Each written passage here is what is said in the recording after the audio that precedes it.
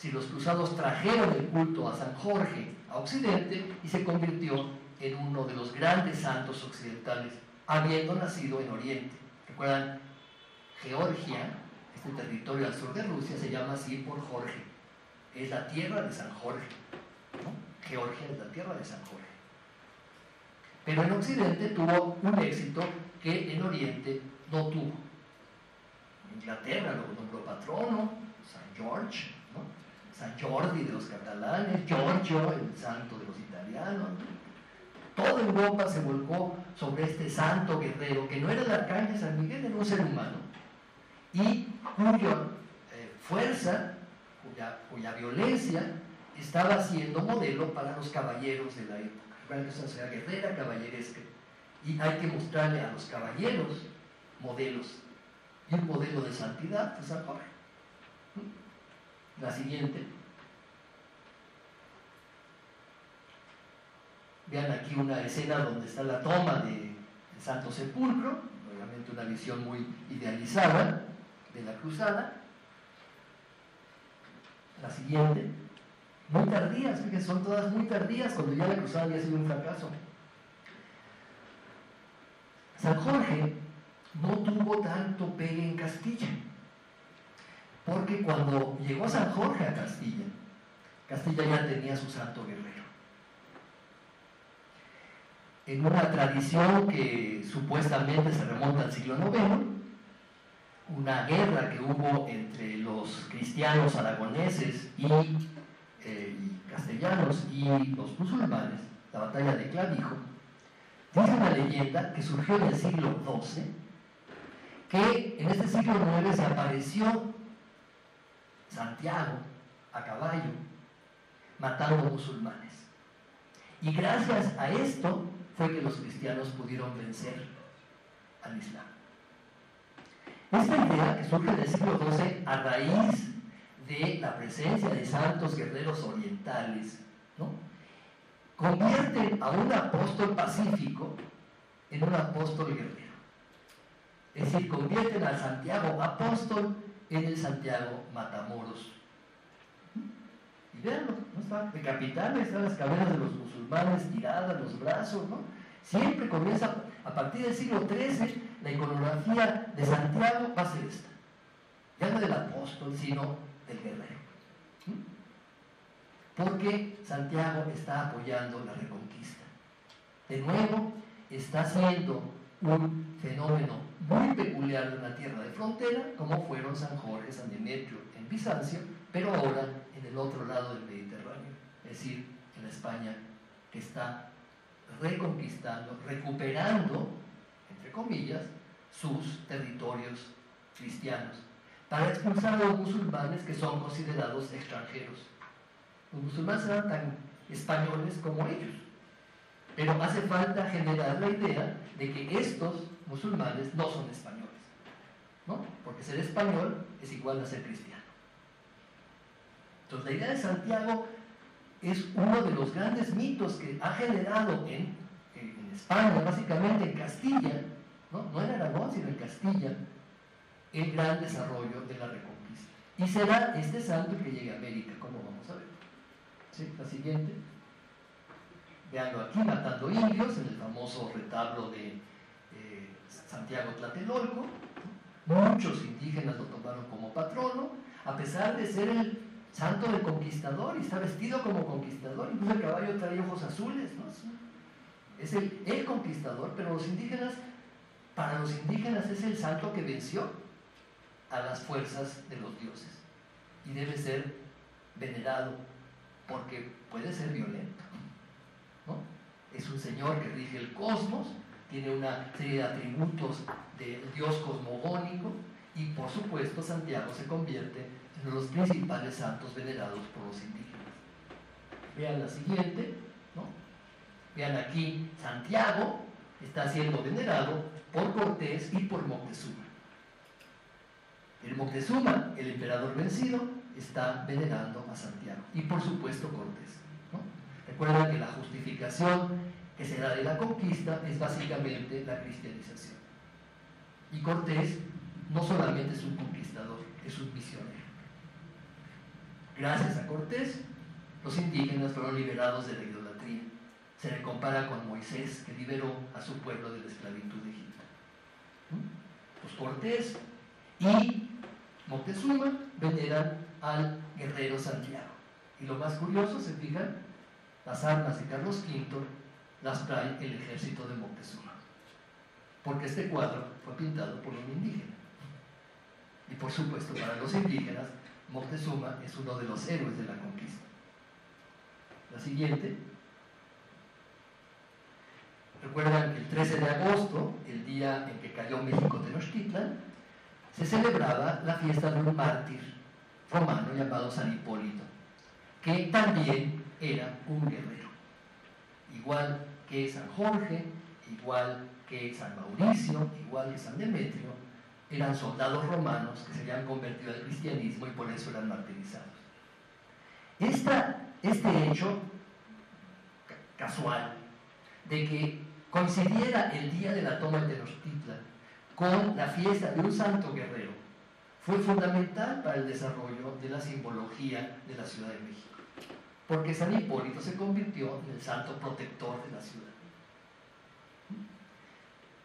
Por 1539, en Tlaxcala, se celebró un gran auto sacramental con la participación de toda la comunidad tlaxcalteca.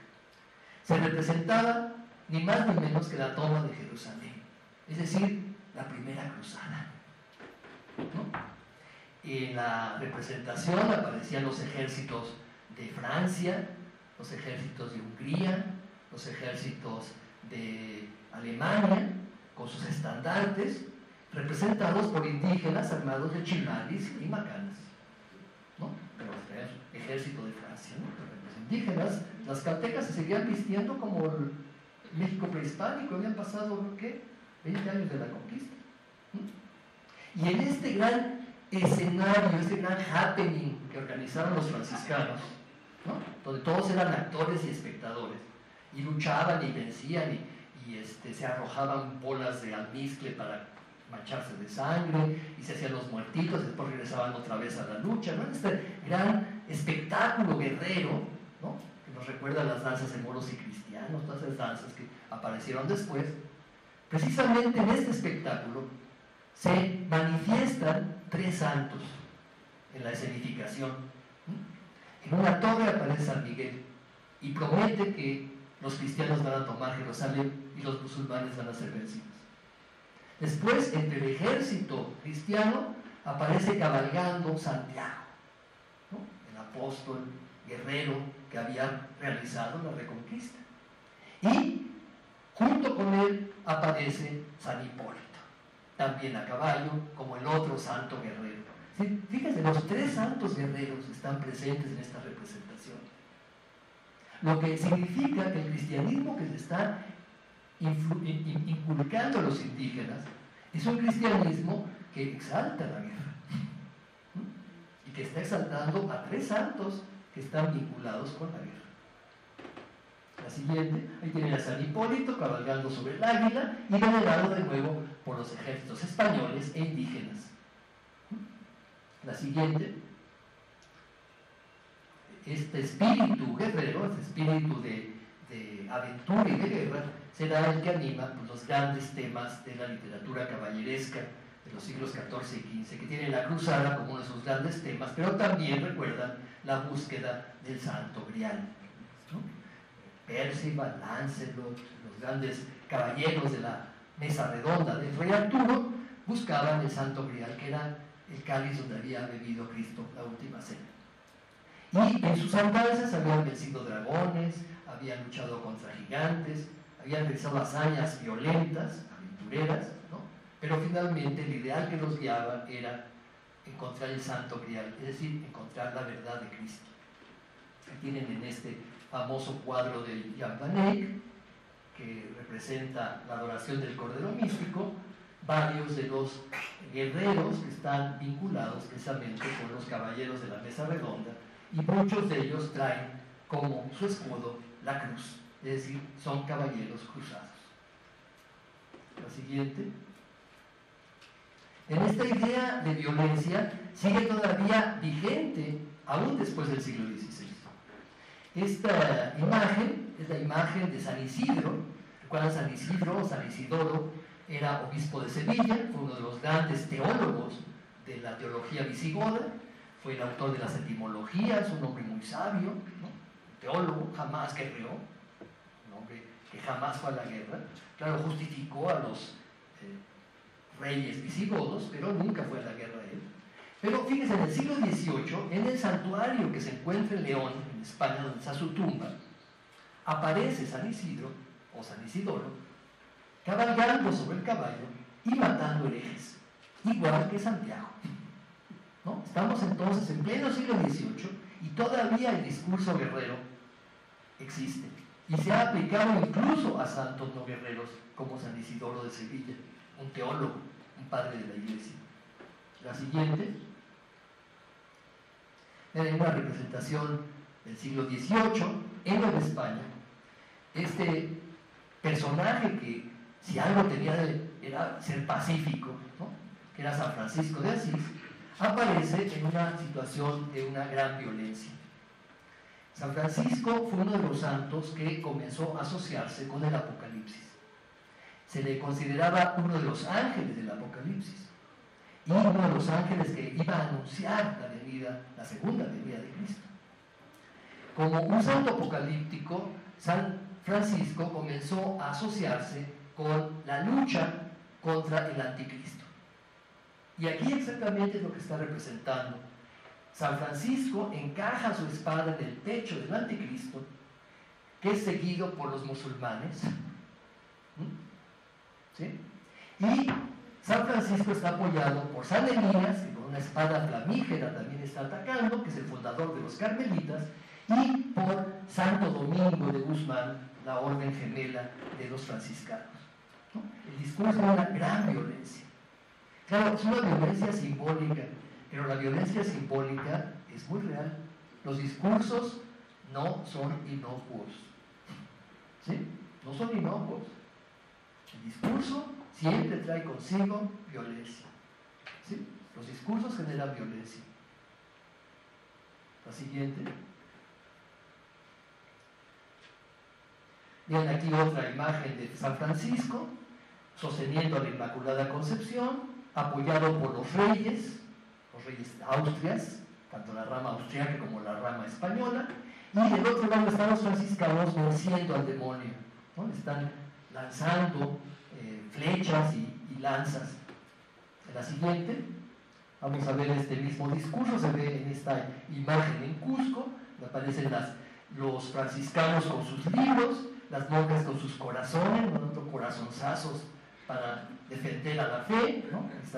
Los herejes están abajo, representados por el Satanás y todos los con turbantes, y por supuesto están ahí también los protestantes. Y la tercera orden religiosa de los franciscanos, los terciarios, están representados por un rey guerrero, San Luis, el rey de Francia, que era terciario franciscano y que llevó a cabo la séptima y la octava cruzada. O sea, en este discurso también hay una gran violencia. Estamos en el fines del siglo XVII. La siguiente, vean esta imagen también peruana, preciosa, donde aparece la Virgen como una guerrera, ¿no? Está lanzando su flecha contra el demonio. Un cardenal está abriendo la boca al demonio para que la Virgen pueda encajarle la flecha y lo destroce. La siguiente. Vamos a ver ahora los discursos de justicia. En la tradición clásica puede haber dos tipos de justicia.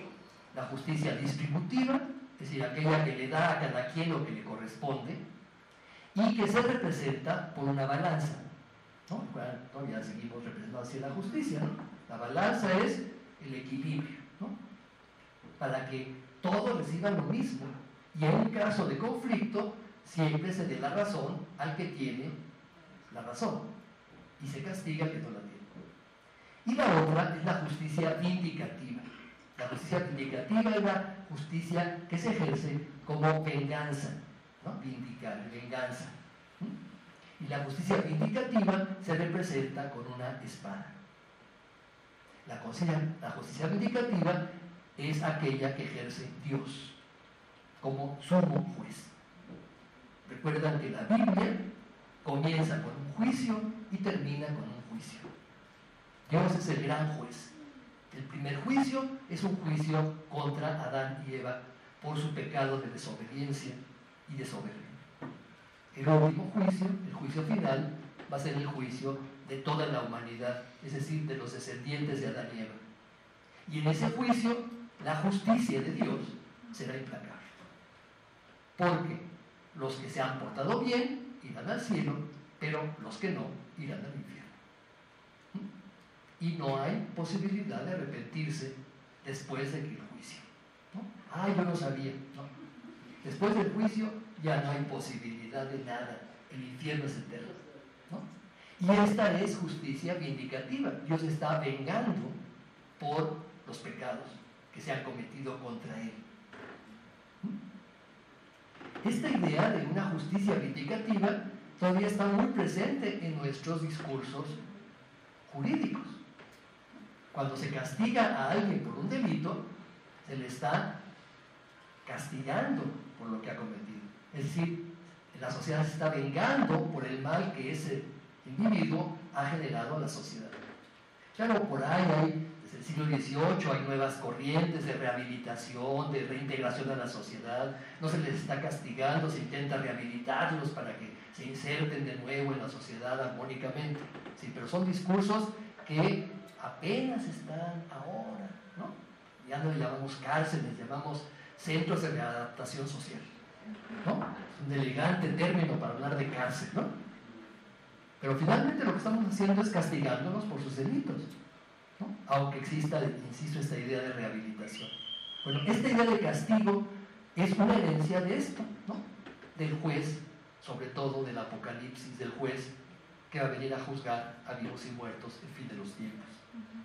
Vamos a ver algunos discursos en este tema. La siguiente. En Calpan, una capilla abierta que hay en Puebla, ¿recuerdas? Aparece esta imagen interesantísima que es la resurrección de los muertos. Están todas los cuerpos saliendo de sus tumbas. Recuerdan que hay una dogma cristiano que dice: creo en la resurrección de la carne. Si todos los seres humanos que han vivido en el planeta recuperarán sus cuerpos y con sus cuerpos irán al cielo con sus almas a disfrutar eternamente, o al infierno con sus almas a sufrir eternamente. Entonces este dogma de la resurrección de los cuerpos está representado aquí, que posiblemente sea también la representación de una escenificación teatral, ¿no? Que era el teatro para los indios, ¿no? Para que los indios entendieran de qué se trataba esto de la resurrección.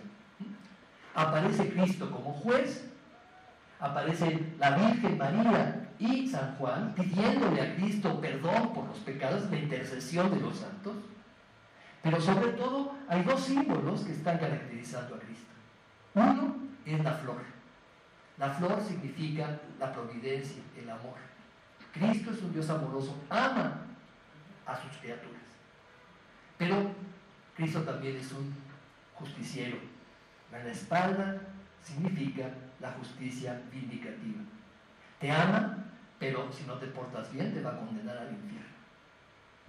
Entonces, esta idea del Cristo como un Dios amoroso, pero al mismo tiempo justiciero, será la idea que va a predominar en el ámbito cristiano prácticamente también hasta el siglo XVIII, ¿no?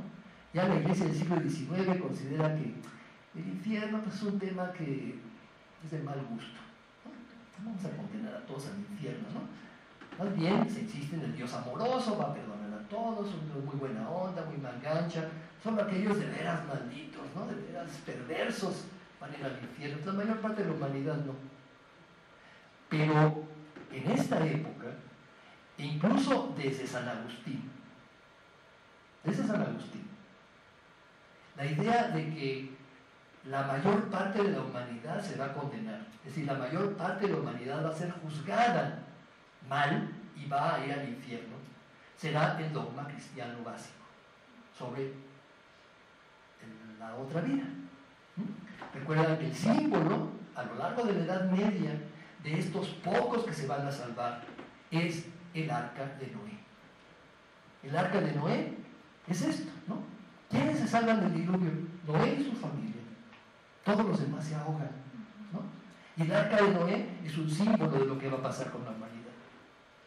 Para San Agustín, solamente se salvan aquellos que se han bautizado. Es decir, Cristo vino a morir por los hombres, pero solamente reciben la salvación aquellos que reciben el bautizo, que es el que da la gracia. Los que no se bautizan no se salvan. Y los que se bautizan y se portan mal, tampoco se salvan. ¿Sí? Entonces es terrible la visión agustiniana, porque para la visión agustiniana la mayor parte de la humanidad se condena. Bueno, piensen que en la época de San Agustín la mayor parte de la humanidad era un mundo muy reducido. ¿Sí? San Agustín conocía el Imperio Romano.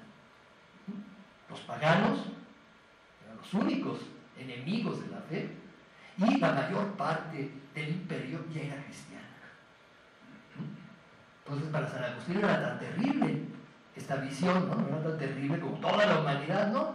Se va a condenar una buena parte de la humanidad, pero si eres cristiano tienes muchas posibilidades de salvarte. Y la mayor parte de la gente que está dentro del ámbito de su conocimiento son cristianos. La siguiente. Esta idea de un Dios justiciero se ve también en ese cuadro de Rubens que he mostrado algunas veces. Cristo está con unas flechas que representan la condenación, las epidemias, la muerte, el hambre, la peste, ¿no? Está lanzando sus rayos contra el mundo. Y San Francisco está protegiendo el mundo. Tiene una serpiente enroscada. ¿Por qué Cristo está tan violento? Porque la humanidad es pecadora, ¿no? Y la humanidad tiene que ser destruida por pecadores. De nuevo aquí, otra narración bíblica. Sodoma y Gomorra. Bueno, Sodoma y Gomorra fueron condenadas por tratarse de violar a unos angelitos que bajaron, ¿verdad? Entonces, la condenación, Sodoma y Gomorra fueron sometidas al fuego, destruidas, ¿no? Y esto es lo que pasa con las ciudades pecadoras. Entonces, Cristo aquí está representando la justicia de Dios contra la ciudad, contra el mundo pecador, ¿no? Pero San Francisco y la Virgen están protegiendo ese mundo de la ira divina, ¿no? ¿Recuerdan estas dos visiones de Dios? Dios es amoroso, pero también es justiciero, ¿no? Y aquí está ejerciendo su justicia. Vean a la Virgen ofreciendo su pecho, ¿no? Diciéndole, soy tu madre, ¿no? ¿Vas a hacer algo por mí? ¿No? Yo te di de mamá, yo soy tu mamá, ¿no? Por favor, perdónanos, ¿no? Está aplacando la ira divina con un chantaje materno, ¿no? ¿Ahí? ¿No? Y abajo San Francisco, ¿no? No les hagas nada, yo soy tu hijo, ¿no? Es interesantísimo el cuadro porque lo está representando, por un lado, la violencia de Cristo, pero por otro lado también la intermediación de los santos. La siguiente. Este es en Malta, precioso. Es una imagen que se encuentra en una de las puertas de entrada a una de las ciudades, a la ciudad de Medina, cerca del barrio de los griegos en Malta, donde aparece San Pablo. Según la tradición, San Pablo había sido el primer evangelizador de Malta, y aparece San Pablo con una cruz y una espada. Interesantísima la visión, ¿no? De nuevo, la espada significa la justicia. La siguiente. Muchas veces estas visiones de justicia son incluso contra los santos, ¿no? La justicia no solamente se ejerce contra los pecadores. La narración famosa de San Jerónimo, ¿no? Que